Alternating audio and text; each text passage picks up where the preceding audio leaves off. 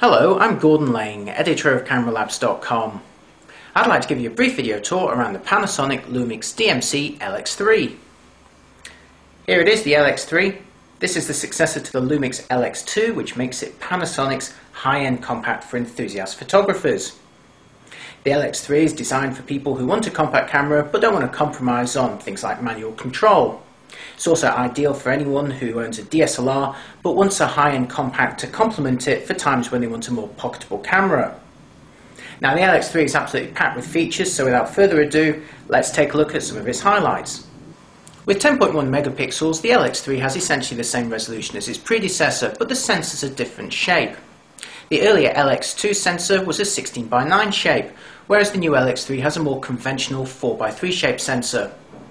Now Panasonic employs a cunning trick which we've seen before on the Lumix TZ5, where it can actually maintain the angle of view when you switch to different aspect ratios, and that's illustrated by this screen grab that you can see here.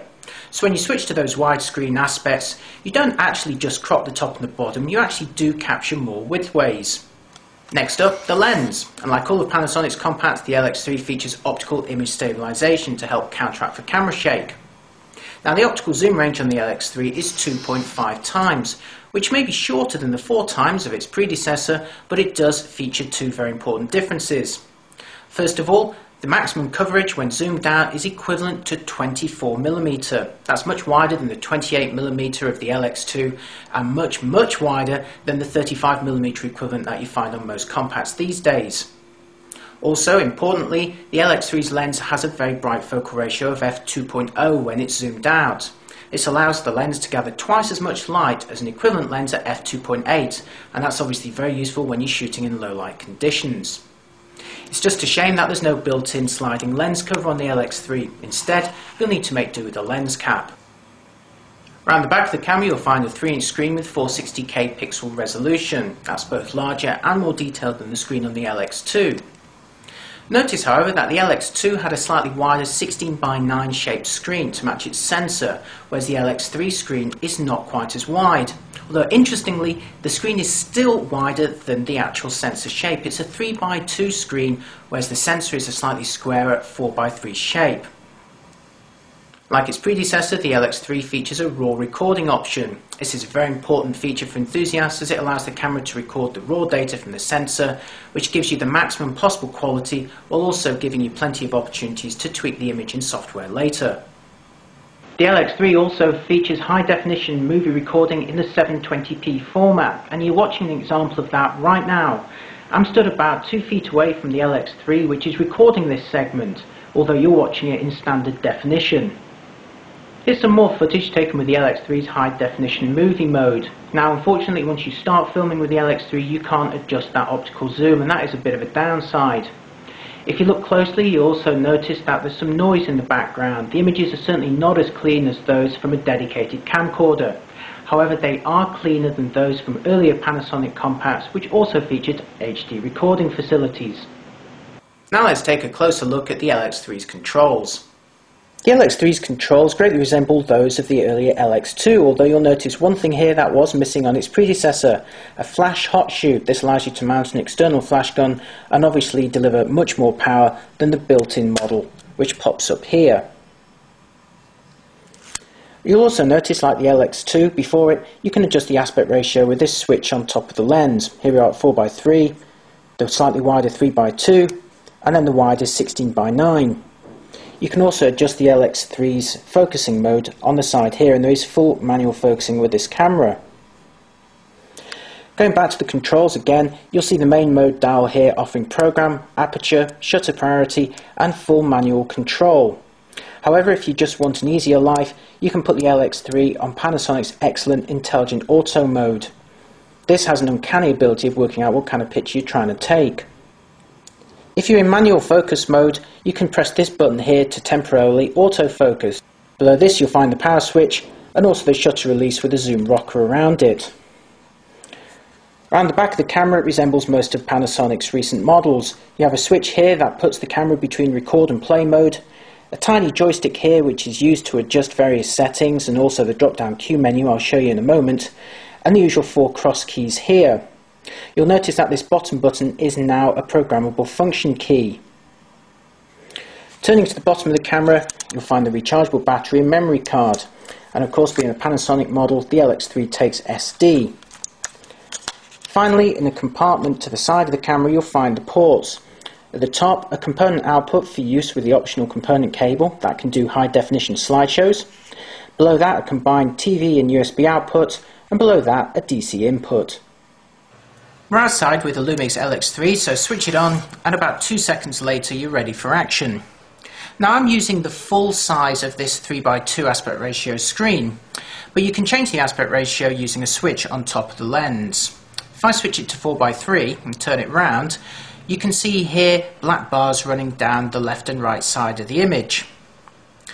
Now if I switch that back to 3:2, you'll see the image filling the screen, and if I switch it to 16:9, you'll now see black bars at the top and bottom.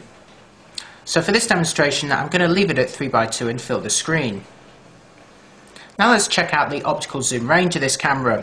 Here we are zoomed out at an equivalent of 24mm, and now zoomed in to its maximum telephoto end of 60mm. Now that's not a massive range, but it did start off much wider than most compacts. Now if I press the display button here, you can overlay things like an alignment grid. Press it once more, you get detailed shooting information. And you'll also notice here a live histogram, which I've enabled in the menus. Now like other Panasonic compacts, the LX2 makes it very easy to adjust settings. If I just push this joystick here, I can fire up a drop-down menu. And by bringing it along, you can adjust things like the white balance, or perhaps the sensitivity, or maybe the resolution. It's a really quick and easy way to change options. You can also use this joystick to adjust things like the aperture and shutter speed. If I put the camera to aperture priority, you'll see the aperture value there, the F number highlighted yellow. This means I can use the joystick, pushing it up and down to change that F number. You'll also notice an arrow pointing left. If I push the joystick left, it now means I can adjust the exposure compensation, making it brighter or perhaps a bit darker. Likewise, if I put the camera into fully manual mode, you'll see that the shutter speed is now highlighted yellow, so I can adjust that by pushing the joystick up and down. Or if I push it left, you'll see the F number highlighted, so I can now adjust the aperture. Now you can also put the LX3 into manual focus mode using this switch on the side of the lens. And now you can use the joystick to actually adjust the focusing distance. You can see that bar moving up and down here on the right hand side. And you can also see a magnified area in the middle, which helps you confirm that focus. So if I now just adjust that up towards the infinity direction, you'll see that become much sharper. The Panasonic Lumix LX3 is an ideal compact for enthusiasts, and indeed ticks most of the boxes these types of photographers look for when shopping for a new camera. The LX3 features wider than average coverage that's equivalent to 24mm, and also a brighter focal ratio than normal of f2.0. The LX3 additionally features full manual control, aperture and shutter priority, along with one of the best automatic modes on the market. On top of that, you also get a flash hot shoe, the option to record your images in the RAW format, and also high definition movies. This is one feature-packed camera, and you get all of that also in a package that's relatively small and light. The only real physical downsides to this camera are the fact that you have to use a lens cap, which can slow you down when you're trying to start the camera up, and also its focal range. It's only 2.5 times, which means its maximum telephoto is an equivalent of 60mm. So that's a lot shorter than you'll get with some rival models, and you have to work out whether that range will suit your style of photography. The other aspect that you'll want to look into is the actual image quality. Now, its predecessor, the LX2, had some issues with noise, and Panasonic's making some big claims about the capabilities of the LX3. So to find out how this camera performs in that respect, head on over to cameralabs.com. There you'll see results taken at all sensitivities using the LX3 directly compared against the Canon PowerShot G9, which will undoubtedly be one of this camera's biggest rivals. And we've also thrown in some results from a digital SLR to show you the difference between an enthusiast compact and what you'd get with a camera with a much larger sensor. So to find out if the Lumix LX3 is the ideal compact camera for enthusiasts, head on over to our full review. You'll find it at www.cameralabs.com.